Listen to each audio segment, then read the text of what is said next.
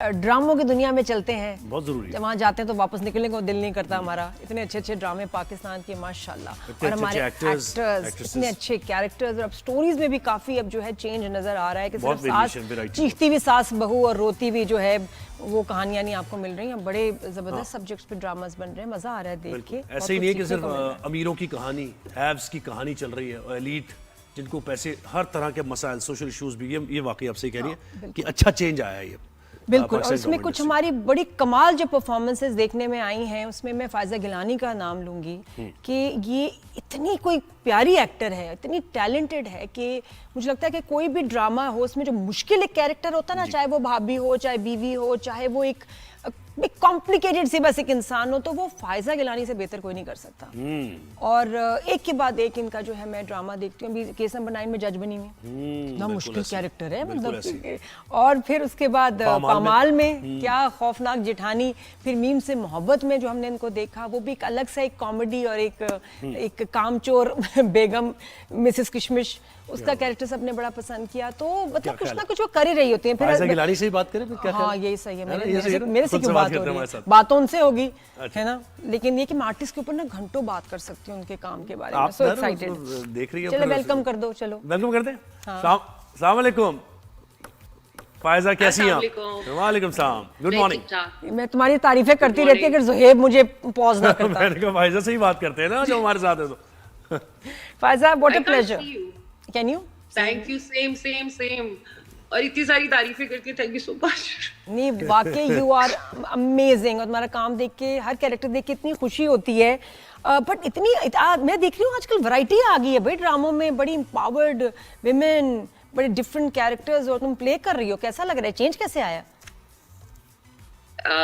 मेरे कैरेक्टर्स में generally dramas में कि अब हम देख रहे हैं कि बड़े स्ट्रॉन्ग कैरेक्टर्स भी हैं, सिर्फ हीरो हीरोइन प्यार मोहब्बत से फोकस से हटके और भी कैरेक्टर्स पे काम हो रहा है, उनको ज्यादा स्क्रीन टाइम मिल रहा है। यानी ऐसा नहीं है ना कि एक हीरो है और दो हीरोइंस हैं। नई जनरेशन आती है, उसकी अपनी वैल्यूज होती है, उसकी अपनी पसंद नापसंद होती है, और नई जनरेशन ऑफ कोर्स बहुत इवॉल्व्ड है, बहुत शऊर रखने वाली है, तो व्हाई नॉट। सही। और ये आप अपने कैरेक्टर्स चूज कैसे करते हो फायजा? बहुत सारे स्क्रिप्ट्स आते होते हैं, आप क्या देखते हो उसमें? ऑडियो का मार्जिन उसमें कितना, जब आप अपने कैरेक्टर के साथ एम्पथाइज करते हैं तो आप बहुत अच्छा परफॉर्म करते हैं।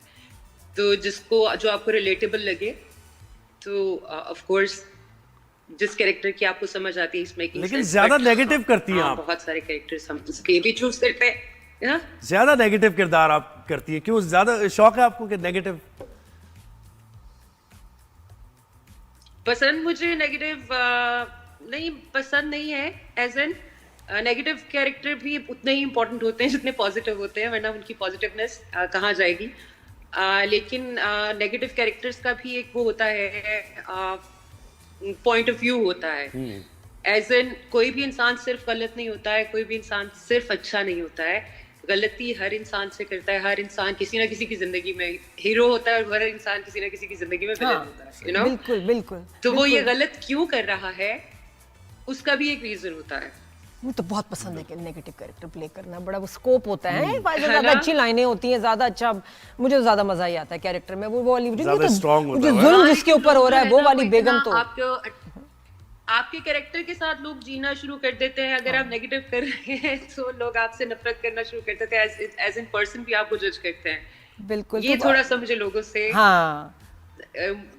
तो होता है कि जब कोई नेगेटिव कैरेक्टर कर रही होती हो तो फिर लोगों को होता है कि गुस्सा आता है, बात करते हैं या इनबॉक्स कर रहे होते हैं, कुछ कमेंट्स ऐसे कुछ ज्यादा ही सीरियस हो जाते हैं, ऐसे लगता है आपको? और होता है? हाँ, बड़े खतरनाक होते हैं। आप इस तरह क्यों कर रही हैं, आप इतनी बुरी भाभी क्यों हैं? भाई मैं नहीं हूँ। मेरी अपनी नंद को लोगों ने फोन करके कहा वो वाकई ऐसी भाभी है या सही है, सिर्फ ड्रामों में होती है। तो लोग समझने भी लगते हैं, क्योंकि अगेन वो लोग अक्सर लोग ड्रामे को हकीकत समझ के उसके साथ जी रहे होते हैं, नो। बिल्कुल ऐसे। अच्छा फायजा, मुझे बताया आपने 1996 में डेब्यू किया ड्रामा में, सही है, ये ठीक बात है? मैंने लेट 80s में किया, I was a child star. अच्छा, नहीं तो मुझे पता है वहां से लेके अब तक जो आपने इंडस्ट्री को देखा, ज्यादा प्रोफेशनल हो गई काम को लेकर, या फिर पैसे देने, यानी एक्टर्स को प्रोफेशनल टाइम तो बहुत हो गए। है ना? Professional बहुत क्या हो गई? क्या चेंज आया है और अब क्या क्या change आया? बेहतर है और क्या बुरा है? मैं अगेन कहूंगी कि वही जो फर्क एक मार्केट में और एक मोनोपोली में होता है।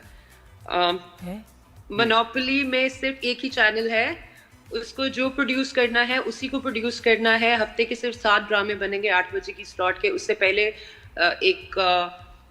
उसका भी होगा, क्या कहते हैं, स्पोर्ट्स का एक आवर होगा, एक आवर जी, जी। बच्चों का होगा, एक आवर कार्टून्स का होगा, यू नो।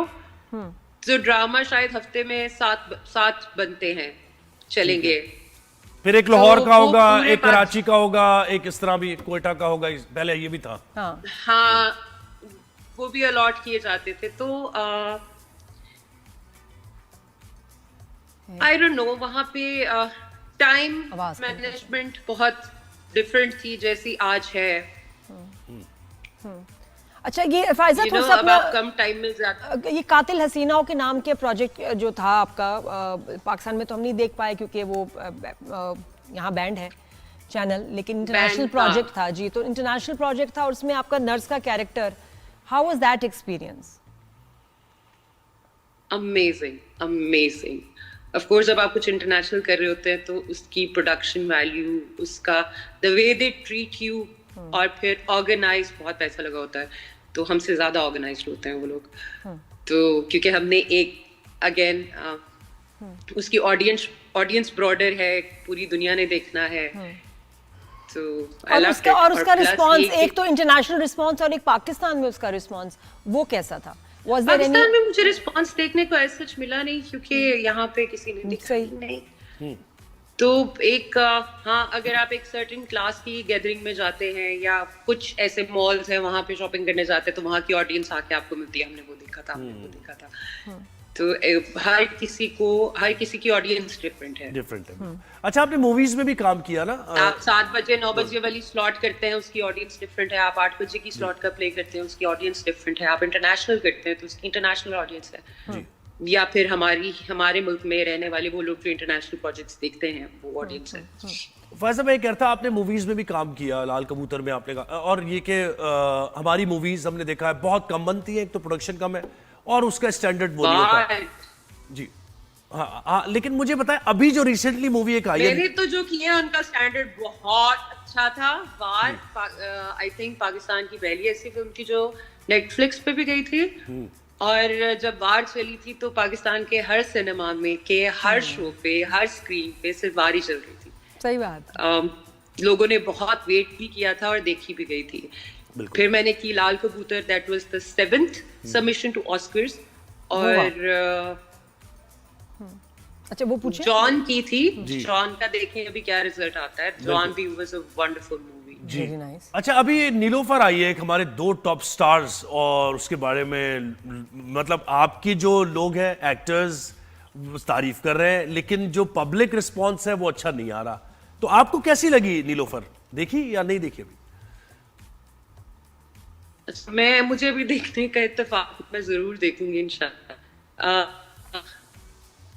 हमारे मुल्क में अभी आई वुड से कि फिल्म इंडस्ट्री जो है अभी ट्रैक पे चल, एक बहुत बड़े उसके साथ क्या कहते हैं, बात करते करते लफ्ज भूल जाती हूँ। कोई बात नहीं, कोई बात नहीं। तो स्क्रिप्ट याद रहता है, बहुत बड़े रियल लाइफ में setback जुमले देखो के हमें बाद मसला बन जाता है।